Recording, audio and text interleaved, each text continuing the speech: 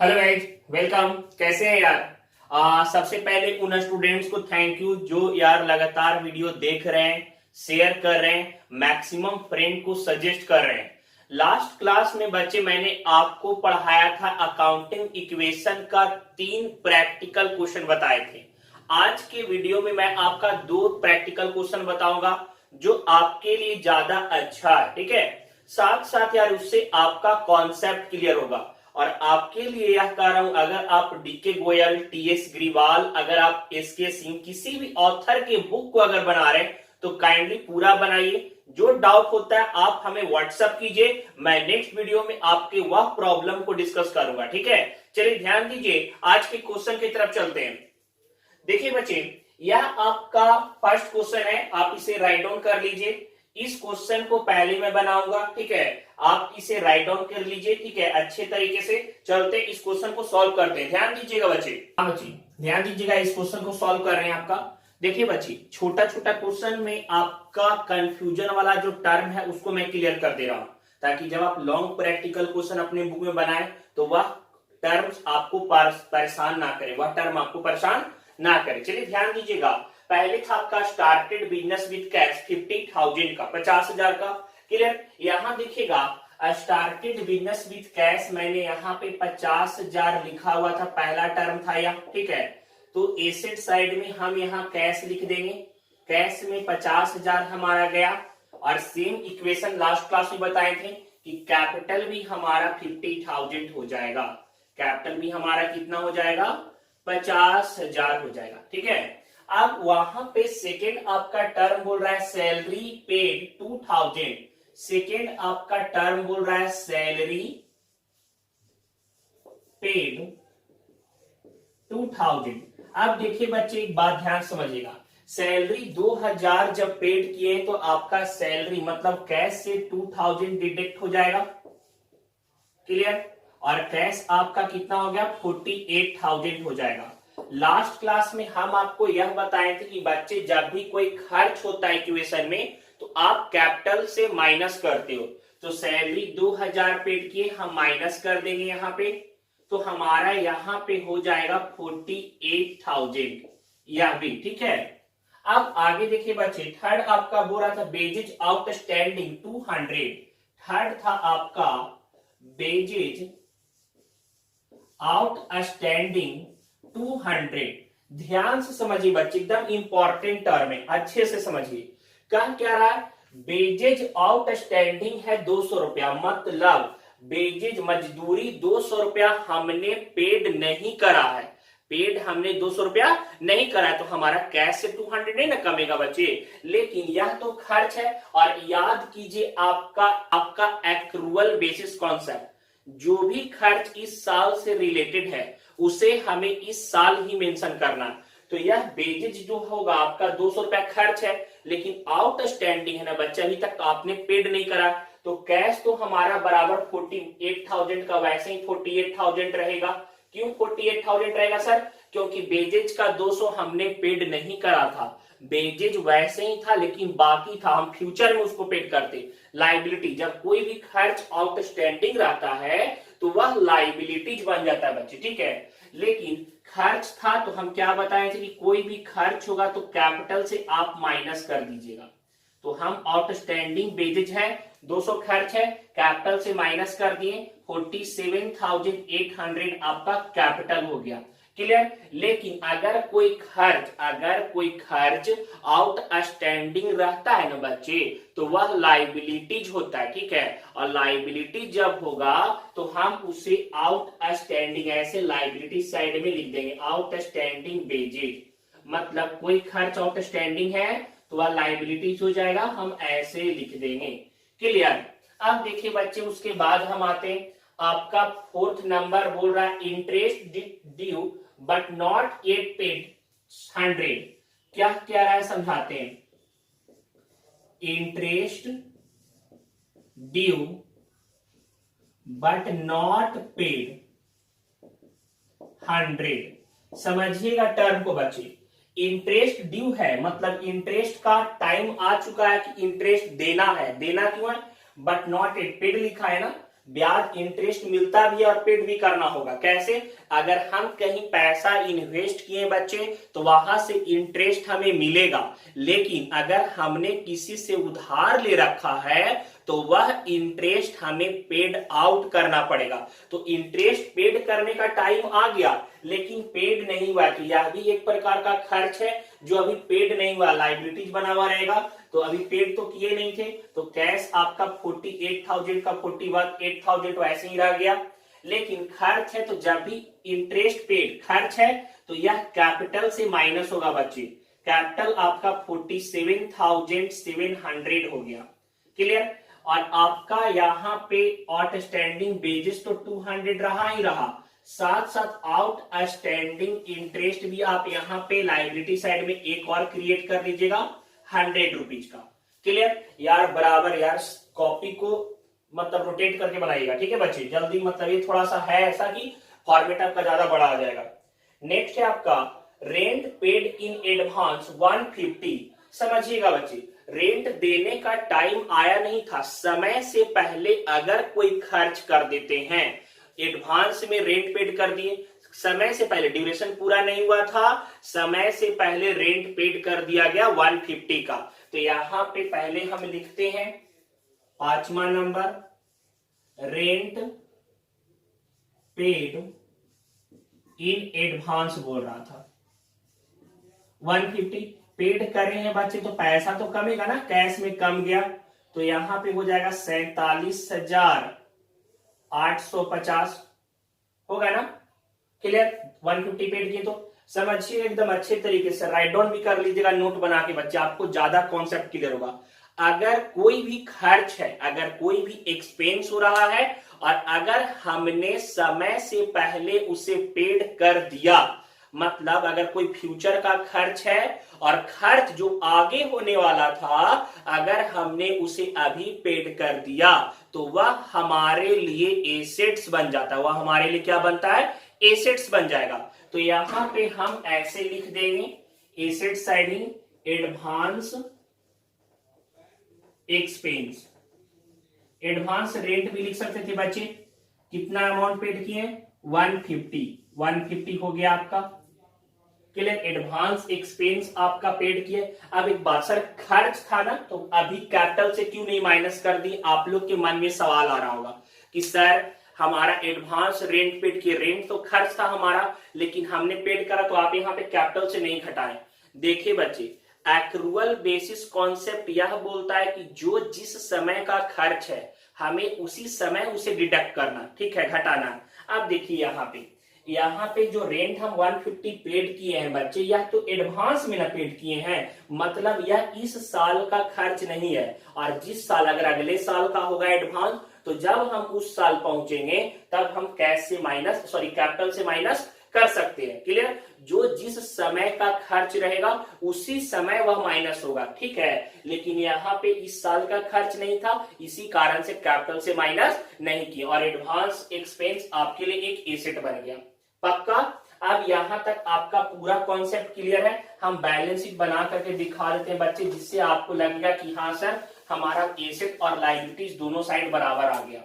देखिए बच्चे, यहां पे बना देता हूं बोर्ड पे, थोड़ा सा जगह को लेकर के दिक्कत, आप वीडियो को थोड़ा पॉपुलर कीजिए, हम भी सोचेंगे थोड़ा सोर्स बढ़ रहा है, स्टूडेंट थोड़ा चाह रहे हैं, अच्छा पसंद कर रहे हैं, तो हम भी आप लोग के लिए कुछ एक्स्ट्रा करने का सोचेंगे। लायबिलिटीज, अमाउंट, एसेट्स और अमाउंट, ठीक है बच्चे।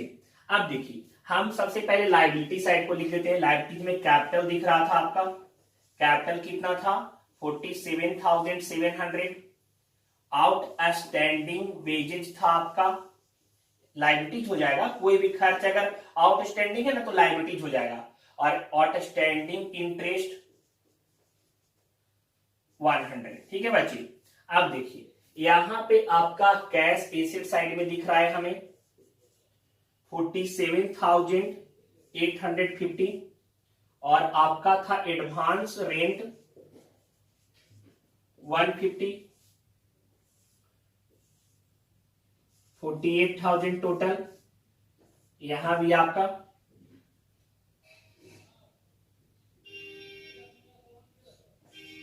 48,000, दोनों साइड बराबर आ गया। और जैसे ही बैलेंस शीट आपका दोनों साइड बराबर आएगा ना, आपके मन में गजब का खुशी आएगा, यार मेरा बना हुआ सही है। आप इसे अच्छे तरीके से राइट डाउन कर लीजिए। और यार एक बात रिक्वेस्ट करते बच्चे, कैसा हमारा वीडियो लग रहा है, काइंडली रिक्वेस्ट है, वॉच कर रहे हैं तो कमेंट बॉक्स में पक्का बताया कीजिए।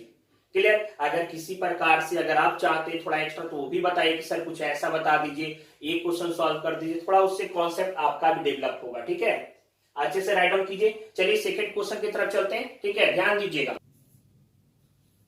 हाँ बच्चे, देखिए यार इस क्वेश्चन को आप राइट डाउन कीजिए। क्लियर? एक क्वेश्चन भी राइट डाउन कीजिए। यार छोटा नहीं बच्चे, पता है इसका जो जो एक एक टर्म ट्रांजेक्शन दिया हुआ है थोड़ा डिफिकल्ट है, जो आपके लिए ज्यादा हेल्पफुल होगा। ठीक है, चलिए राइट डाउन कीजिए, इसे सॉल्व करते हैं। ठीक है, चलते हैं क्वेश्चन की तरफ। हाँ बच्चे, चलिए ध्यान दीजिएगा। यह आपका क्वेश्चन है, आपका Harish started business with cash 18,000। यार अच्छे तरीके से एकदम देखिए, प्रॉपरली बना रहा, लाइन थोड़ा तिरछा हो गया। चलिए सर इसको सीधा करते हैं। ठीक है, चलिए देखिएगा। पहला कह रहा था ट्रांजैक्शन आपका Harish started business with cash, तो यहां पे बिजनेस में कैश आ गया, कितना रुपए का लगाया था 18,000, 18,000। और हमारा कैपिटल भी कितना हो जाएगा बच्चे 18,000 का। ठीक है, अब देखिए उसके बाद आपका कह रहा था purchase goods for cash 5,000 and credit 2,000। Second लिखते हैं परचेज गुड्स कैश 5,000 और क्रेडिट 2,000। देखिए बच्चे, उधार सामान भी खरीदा, नगद भी खरीदा। कैश में 5,000 से परचेज करा था, 5,000 कैश से माइनस कर देंगे, कैश 13,000 हो जाएगा। क्लियर? लेकिन स्टॉक गुड्स का मतलब क्या होता है, स्टॉक, स्टॉक कितना से बढ़ जाएगा 5,000 और 2,000, टोटल खरीदा कितना का बच्चे 7,000 का। ठीक है, लेकिन उधार जो स्टॉक खरीदता है वह लिखाएगा आपका क्रेडिटर। क्या लिखाएगा? क्रेडिटर। कैपिटल तो 18,000 ही रहा, और यहां पे क्रेडिटर कितना हो गया 2,000 का। ठीक है ना? देखिए बच्चे, एक बात आपके मन में एक सवाल और आएगा, सर हमने गुड्स जो परचेज किया तो उससे भी हमारा खर्च हो रहा है। बिल्कुल नहीं बच्चे, देखिए एक्सपेंस में आपका अंतर होता है। हमने स्टॉक परचेज करा है तो स्टॉक रीसोल्ड करने के लिए परचेज कर रहे हैं, स्टॉक परचेज करना हमारा एक्सपेंस नहीं है। ठीक है, लेकिन एक्सपेंस का मतलब होता है जिसे हम लोग रिकवर, रिसीव, वापस ना कर सके, जिसे रियलाइज ना कर सके। इलेक्ट्रिसिटी बिल आप पेड कर रहे हैं, क्या इलेक्ट्रिसिटी बिल वापस आप उसे दे सकते हैं, रिटर्न कर सकते हैं? नहीं। यहाँ पे सैलरी पेड कर दी, एम्प्लॉय को बोलेंगे यार जितना तुम काम किया चलो एक काम करते, तुम्हारा काम तुमको देते हैं, चलो हम सैलरी दे दो, ये नहीं हो सकता। तो एक्सपेंस आपका रिकवरेबल नहीं होता है। ठीक है, चलिए देखिएगा आगे। थर्ड था आपका सोल्ड गुड्स फॉर कैश 4,000 और कॉस्टिंग 2,400। थर्ड करा था सोल्ड गुड्स फॉर कैश 4,000 और कॉस्ट था उसका 2,400। 4,000 में बेचे हैं कैश में, तो कैश हमारा 4,000 इंक्रीज कर जाएगा, हो जाएगा 17,000। और आपका यहां पे गुड्स का स्टॉक का कॉस्ट था 2,400, माइनस कर देंगे 4,600 हो जाएगा। ठीक है, और प्रॉफिट भी हुआ है ना बच्चे, कितना का प्रॉफिट हुआ है 1,600 का, 1,600 का प्रॉफिट था, प्रॉफिट ऐड कर देंगे 19,600 हो जाएगा यहाँ पे। और क्रेडिटर तो आपका 2,000 रहेगा ही रहेगा। क्लियर? यहां तक कोई कॉन्सेप्ट में दिक्कत नहीं होगा, पहले भी इस टाइप के टर्म को बताए थे। नेक्स्ट आपका कह रहा rent paid 1,000 and rent outstanding 200। चौथा देखिए बच्चे, कह रहा था रेंट पेड 1,000 और आउटस्टैंडिंग है 200, मतलब साल भर का रेंट 1,200 होगा बच्चे, जिसमें 1,000 पेड किया और 200 अभी भी आउटस्टैंडिंग है। तो कैश से हम 1,000 माइनस करेंगे जितना पेड करा है, कैश हो जाएगा 16,000, स्टॉक वैसे का वैसे ही रहेगा 4,600। यहाँ कैपिटल में आपका खर्च टोटल घटाएंगे, क्योंकि साल भर का खर्च हम पूरा घटाते हैं। 1000 जो पेड किया वह भी एक्सपेंस है, और 200 जो आउटस्टैंडिंग रख रहा है वो भी इसी साल का खर्च है। तो एक्सपेंस में पूरा 1200 घटा देंगे आपका कैपिटल से। क्लियर? यहाँ पे हो जाएगा आपका 18,400, ठीक है। और यहाँ पे आपका क्रेडिटर रहेगा 2000, और आउटस्टैंडिंग रेंट जो है वह आपका लाइबिलिटीज बन जाएगा। आउटस्टैंडिंग रेंट कितना रख लिया था वह 200 वैसे हो गया। आपका क्वेश्चन कंप्लीट हो गया। अगर आप यहां भी मिलाते हैं टोटल एसेट्स बराबर, तो 16 4 20,600 ऐसे हम लिख देते हैं। 16,000 प्लस 4,600 बराबर 20,600 बचे। क्लियर? लाइबिलिटी साइड में देखते हैं टोटल 18,400, 2,000 और 200। तो 18 2 20,400 और 2 20,600 यहां भी आ गया। एसेट और लाइबिलिटीज हमारा बराबर हो गया, मतलब हमारा बनाया हुआ क्या है, सही है। क्लियर? एक क्वेश्चन और आपका सॉल्व करता हूं, ध्यान दीजिएगा अच्छे से, ठीक है।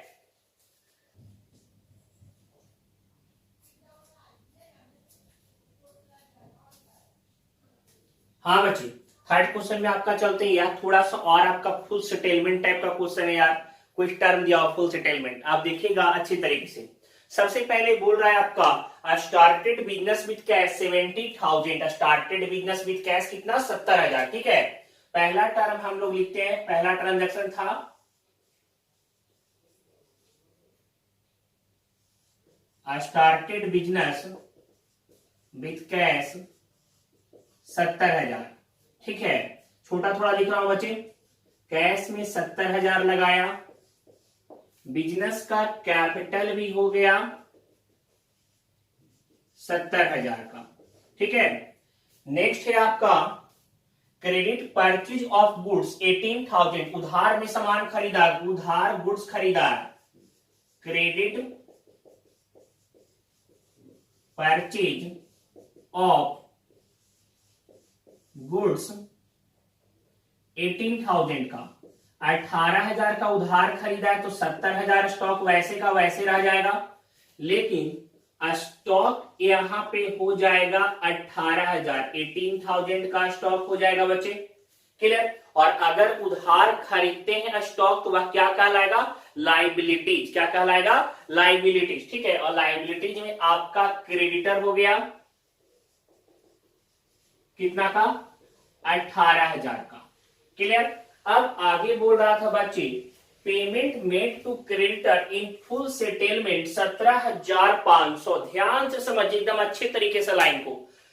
यहां पे गुड्स खरीदा था उधार में कितना का बच्चे, 18,000 का खरीदा था, ठीक है। लेकिन आपको यहां कह रहा है थर्ड ट्रांजैक्शन में कि payment made to creditor, payment दिया क्रेडिटर को कि लो भाई तुम्हारा बाकी पैसा दे देते हैं, लेकिन दिया कितना, 17,500 ही दिया फॉर फुल सेटलमेंट। मतलब बाकी था 18,000, लेकिन बोला देखो भाई 17,500 दे रहे हैं, इसके अलावा हम तुमको 1 रुपया भी नहीं देंगे, ठीक है। तो वहां पे यह एज्यूम किया जाता है कि 500 का डिस्काउंट मिल गया। 500 का क्या मिल गया, डिस्काउंट मिल गया, यह एज्यूम करेंगे। 18,000 बाकी था, 17,500 देकर के बोल दिए भैया जी नहीं, वो बोला ठीक है ओके कोई दिक्कत नहीं है, तो 500 हम यह एज्यूम करेंगे कि डिस्काउंट मिल गया, ठीक है। चलिए देखिएगा यहां पे third, payment made to creditor 17,500। आप फुल सेटलमेंट आप पूरा लिखेगा, हम फुल एस लिख दिए, ठीक है। आप फुल सेटलमेंट पूरा लिखेगा, कैश से 17,500 माइनस कर देंगे,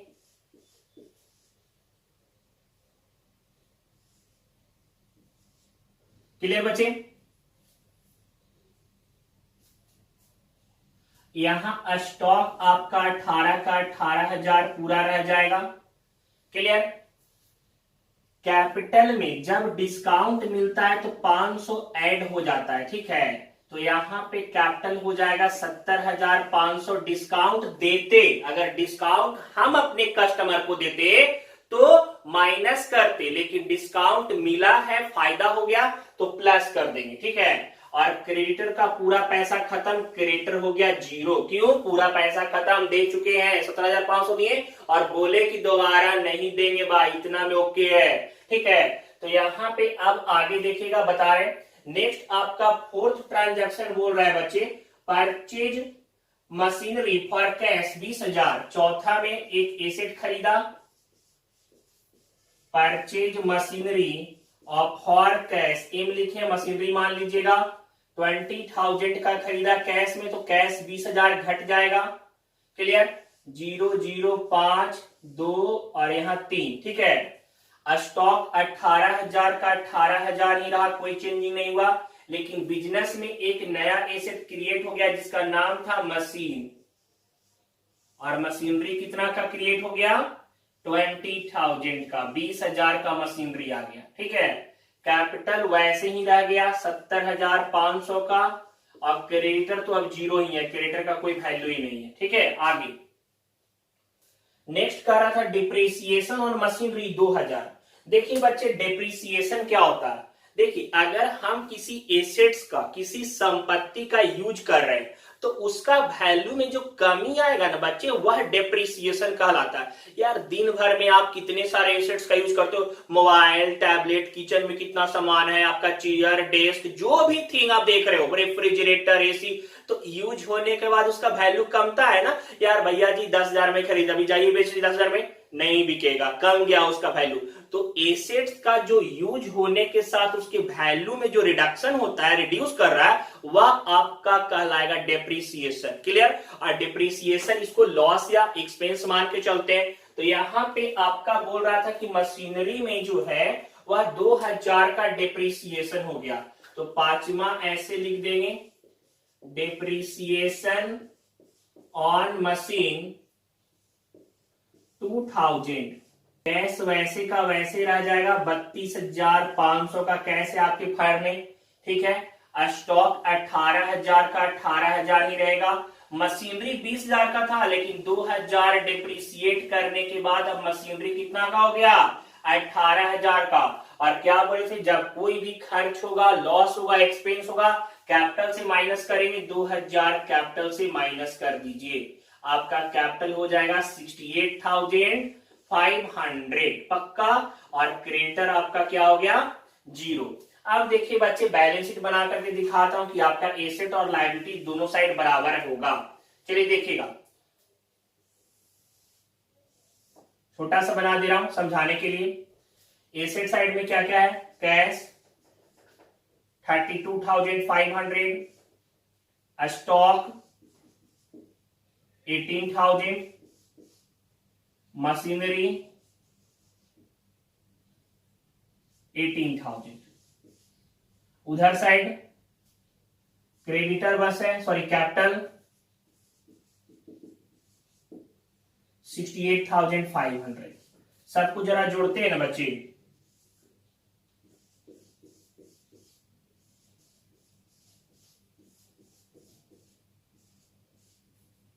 आ गया हमारा 68,500 दोनों साइड। हम बोलेंगे चलो यार अच्छा है, बैलेंस शीट बन गया, बनाया हुआ हमारा पूरा सही है, क्लियर। यहां तक आपका पूरा कॉन्सेप्ट क्लियर होगा। चलिए सुनिएगा बच्चे, राइट डाउन कर लीजिए यार, पहले वीडियो पॉज करके राइट डाउन भी कर लीजिए। कहीं कोई सवाल होगा तो कमेंट में बताइएगा, एक्सप्लेन करेंगे, रिप्लाई देंगे आपको। देखिए बच्चे, यार आप कहीं से भी हमारा वीडियो देख रहे हैं, अगर आपको लग रहा है कि आपके लिए यह वीडियो अच्छा सपोर्टिव था, आपका हेल्प हो गया, कॉन्सेप्ट जो आपको डाउट था वह क्लियर हो गया, तो आपसे रिक्वेस्ट है बच्चे, आपके कॉन्टैक्ट लिस्ट में आपके जो भी फ्रेंड सर्कल होंगे जिनको कॉमर्स उनका सब्जेक्ट है, काइंडली उन तक यह वीडियो पहुंचाइए। एक सपोर्ट मेरे नाम यार, ठीक है। मैक्सिमम फ्रेंड को वीडियो शेयर करें, उनको बताएं यार सर का वीडियो देख लो, तुम्हारा कॉन्सेप्ट क्लियर होगा।